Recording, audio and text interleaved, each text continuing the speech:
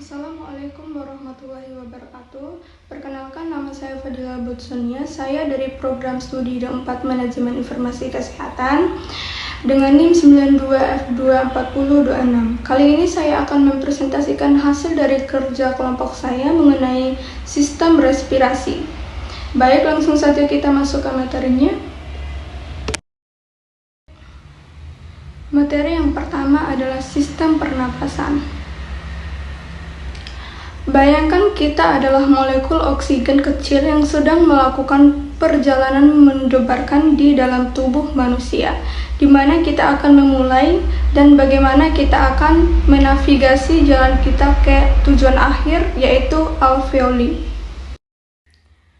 Kemudian, tujuan dari pembahasan ini adalah yang pertama, mengidentifikasi organ-organ utama sistem pernapasan, termasuk hidung, faring, trakea, bronkus, paru-paru, dan diafragma. Yang kedua, menjelaskan bagaimana oksigen masuk ke dalam tubuh, bergerak melalui sistem pernapasan, dan mencapai alveoli untuk pertukaran gas. Yang ketiga, menjelaskan proses pertukaran gas, pergerakan oksigen dan karbon dioksida antara alveoli dan aliran darah. Sistem pernapasan. Sistem pernapasan terdiri dari seperangkat organ dan jaringan yang terlibat dalam pengambilan oksigen dari atmosfer dan pelepasan karbon dioksida yang dihasilkan selama respirasi aerobik. Pertukaran gas ini juga disebut pernapasan atau respirasi eksternal. Sistem ini memainkan peran penting dalam menjaga pasokan oksigen tubuh kita dan membuang gas buangan. Kemudian perjalanan oksigen. Diagram alur sistem respirasi menyederhanakan proses kompleks yang menunjukkan langkah-langkah penting dalam transportasi oksigen dan pertukaran gas di dalam tubuh.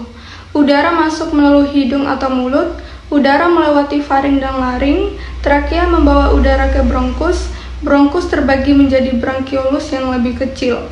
Bronkiolus ini mengarah ke kelompok alveoli di paru-paru. Di dalam alveoli, oksigen berdifusi ke dalam aliran darah dan karbon dioksida berdifusi keluar ke dalam alveoli.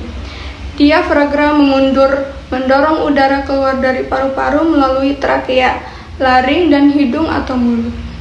Selanjutnya mengenai hidung dan rongga hidung. Hidung merupakan pintu masuk utama untuk udara. Di dalamnya terdapat rongga hidung yang menyaring udara dari debu dan partikel, menghangatkan dan melembabkannya sebelum mencapai paru-paru. Rongga ini juga mengandung reseptor penciuman untuk indera penciuman. Kemudian mulut dan rongga mulut. Mulut dapat menjadi jalur alternatif untuk masuknya udara, terutama ketika saluran hidung tersumbat. Meskipun perannya dalam pernapasan lebih kecil, mulut penting untuk berbicara dan menelan. Kemudian faring. Faring menghubungkan rongga hidung dan mulut ke trakea. Ini adalah jalur umum untuk udara dan makanan. Epiglotif yang berada di faring berfungsi mencegah makanan masuk ke dalam trakea saat menelan. Laring atau kotak suara. Laring adalah segmen saluran pernapasan yang menghubungkan faring ke trakea. Ia memungkinkan udara lewat sambil mencegah makanan atau cairan menyumbat saluran pernapasan. Trakea atau treki atau batang tenggorokan. Trakea adalah tabung lebar yang menghubungkan laring ke bronkus. Trakea memungkinkan udara mengalir dari paru-paru serta membantu mengondisikan udara agar sesuai suhu dan kelembapan optimal.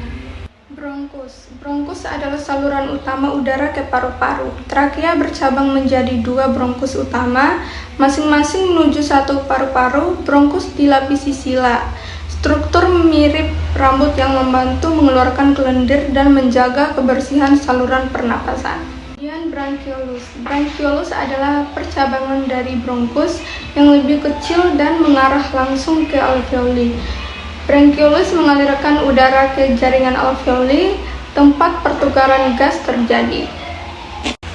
Alveoli adalah kantung udara kecil di ujung branchiolus. Disinilah oksigen berdifusi dari udara ke dalam aliran darah dan karbon dioksida berdifusi dari darah ke alveoli untuk dikeluarkan saat menghembuskan napas. Pertukaran gas. Selama respirasi eksternal, udara yang kaya oksigen masuk ke alveoli saat kita menghirup napas.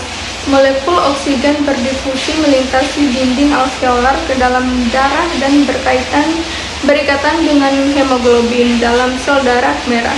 Pada saat yang sama, karbon dioksida dari darah berdifusi ke alveoli untuk dikeluarkan. Selama respirasi internal, oksigen dibawa ke jaringan tubuh dan karbon dioksida dari jaringan diangkut kembali ke paru-paru untuk dibuang. Kesimpulannya, sistem respirasi sangat penting dalam tubuh manusia untuk menyediakan oksigen dan membuang karbon dioksida. Organ-organ pernapasan bekerja secara terkoordinasi untuk memastikan pertukaran gas berjalan optimal. Gangguan pada sistem respirasi dapat membahayakan kesehatan. Oleh karena itu, menjaga kebersihan organ pernapasan, hidup sehat, olahraga teratur, dan menghindari populasi udara adalah hal yang penting untuk menjaga kesehatan sistem respirasi. Sekian dari presentasi saya kali ini. Bila ada kesalahan, mohon dimaafkan. Wassalamualaikum warahmatullahi wabarakatuh.